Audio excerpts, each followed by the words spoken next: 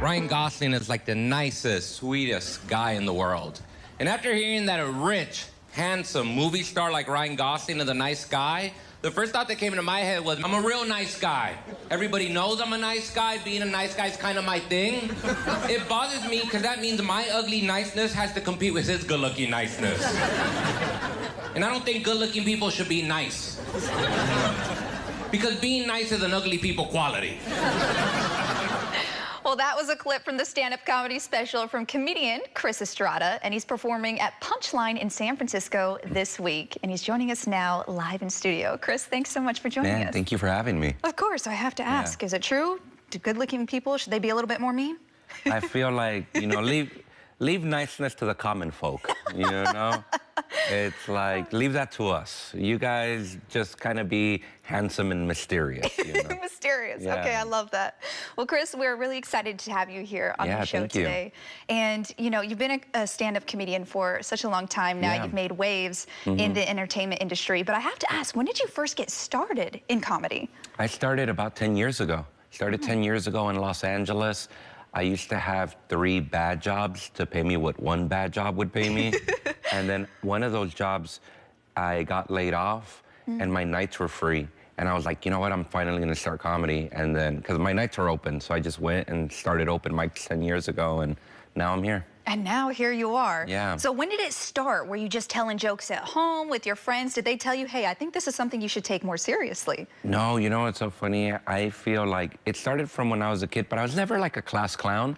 I was always more of a smart ass. Like, I would jokingly say things like, I would whisper something funny in my friend's ear, or when somebody was walking away, I'd say something like, you know, something sarcastic. And that's sort of where I kind of developed my humor.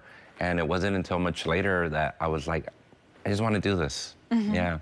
Wow. So when you took that first leap, can you remember that very first time you were on the comedy stage? Yeah, I did an open mic. I remember it was somewhere in Leimert Park in Los Angeles, and it went okay.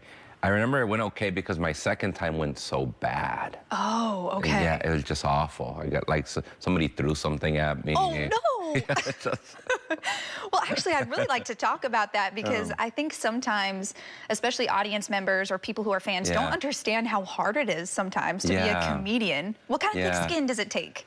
You know, it's hard in the way that like easy things are hard. Like, you know, getting up and saying jokes is probably not the... There's more respectable work out there. That's true. But, you know, it's one of those things where it just takes a lot of tough skin, because sometimes you go up for a long time, you're trying to find your voice, people aren't laughing, people are yelling, you suck. One time I was doing a show and this guy, I was taking too long to get to a joke. I was trying to figure it out, and this big tattooed guy got up and he was like, I was in like a pretty tough neighborhood, and this guy got up, he was like, if you don't get to the joke quicker, I'm gonna kick your ass. Oh, wow. Yeah, and it made me, it was such a lesson to be like, get to it quick. Yeah, you're like, let me just get to this quick, okay. Let me get to this quick.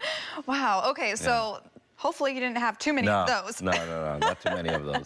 But let's talk about your latest comedy and what you're doing in this stand-up. What can people expect from you now? Latest thing I've been up to, I co-created and star in a show called This Fool. That's loosely based off of my life. That's on Hulu.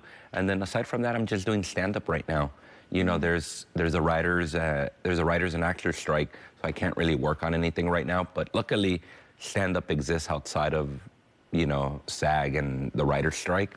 So I'm just touring and really going back to what I've always done, which is stand-up, and where it all started for me. And what is this latest tour that you're on all about when it comes to your comedy? I think it's just really making fun of myself, making fun of things that happen to me, my relationship, my own neuroticism, you know, making fun of things. I have IBS. I'm constantly running to the bathroom.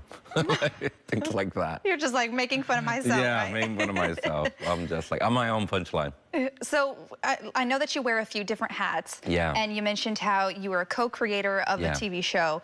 For you, how did you kind of dibble and dabble into this entertainment industry and find your voice? Because that can take a long time oftentimes. It takes a long time. You know what it is? I started later in life. Like most people start, like most comedians start when they're like 19, 20, 21 in that age group. And I started when I was 29. I started about 9 years ago, and it just, I think by the time I started, I felt like a more fleshed out person. Like I'd been broken up with a bunch of times. I'd broken up with people. I'd been broke, not been broke. So I just felt like I had a life to talk about. Yeah. That's amazing. And it seems like really your life kind of helped you get into this industry and be able to utilize that. And that's how I was able to, you know, come up with This Fool, and which is a show that's on Hulu. And yeah, that's how I was able to do it. Really kind of a lot of my stand-ups in the show. And so a lot of it was that, yeah. So what kind of work, Chris, goes into, well, let's start with the stand-up, right? And going on tour with comedy. What kind of work goes into creating the jokes and perfecting them? A lot of failure. Really? A lot of failure. A lot of self-hate, failure, agonizing at night that nobody laughed at something. Because it's new. Because sometimes you're working out stuff. Like sometimes, like, you know, to go on tour, sometimes you want to take new material out. And I'll work new material in Los Angeles or in other states and other clubs, and sometimes you take that out and you put that new stuff in the middle of the good stuff to see if it works. Sometimes it does, sometimes it doesn't. But the thing about it is you kind of have to fail a little bit just for it to get better. Yeah, you know? That makes sense. And that kind of really applies to everything, right? I think it applies to everything. Yeah, absolutely. It really does. It applies to everything. So, except the only difference is with comedy is you're doing it in front of people. Yeah. You're getting an immediate reaction or an immediate not reaction, which is hilarious sometimes. And sometimes can probably be intimidating. Yeah, it can be intimidating. Somebody trying to beat you up. Yeah. I'm glad you didn't get beat up, Chris. Oh, I'm glad I didn't. Yeah. Just by life, I'm glad I didn't get beat up by him. What have you learned about yourself throughout your entire career, especially recently as you kind of hone in on your craft? I feel like I just keep going. I just kind of like, I've been doing this almost for 10 years now, and I'm just like, just sort of keep going, keep your head down, keep working, not take yourself too seriously. I think when you take yourself too seriously, that's when it's not fun anymore. I agree. You know, just when you think what you're doing is the most important thing. And I think comedy is nice and it's important because it makes people laugh, but I don't think it's the most important thing in the world. Yeah. You know, and if I did, I don't think I would be funny. Yeah. I'm sure a lot of comedians, too, feel that way. Yeah, as well. I think so. I think the good ones feel that way. Yeah. Yeah. Well, when it comes to your career, is there a moment where you were just super proud of that next big step, or maybe that big landing that you got that maybe you weren't expecting? Yeah, I mean, I think when I was able to co-create This Fool, I created it with these three friends of mine, Jake Weissman, Matt Ingebrigtsen, and Pat Bishop. That was a big thing for me. That was really something else because I always wanted to work in film and TV, but also going on tour. Like literally, I never take it for granted when I go to a club and I come to a city, like I'm here at Punchline. When I go there and there's actually people there to see me. It's like, it still is really cool to me. Like it doesn't get lost on me, you know? Well, you mentioned Punchline, which means that you have some shows out here in San Francisco. Yeah, I'm here in Where are you going to be? Beautiful San Francisco. I love the city. I come here all the time. I'm at the Punchline here in San Francisco tonight to Saturday. Tonight till Saturday. Yeah, one show tonight, 2 shows Friday, 2 shows Saturday. And what do you like most about San Francisco? You said you love the city. I'd love to know what you like about it. You know what? I love the city. It's just a little moody in the way that Los Angeles isn't. Like, I love Los Angeles, I was born and raised there, but I love San Francisco, and I love the Bay Area because there's just, I don't know what it is. It's just a little moodier, it has so much character to it. Yeah, I just really love it. I love eating here. It's such a good city to eat in. That's true. A lot of really good food here in San Francisco. I just went to there's Delicatessen, Italian Delicatessen, Morelli's, amazing. I go to Mr. Bing's to have a beer. I just love it. I love the city a lot. All right, one more question, Chris, before I let you go.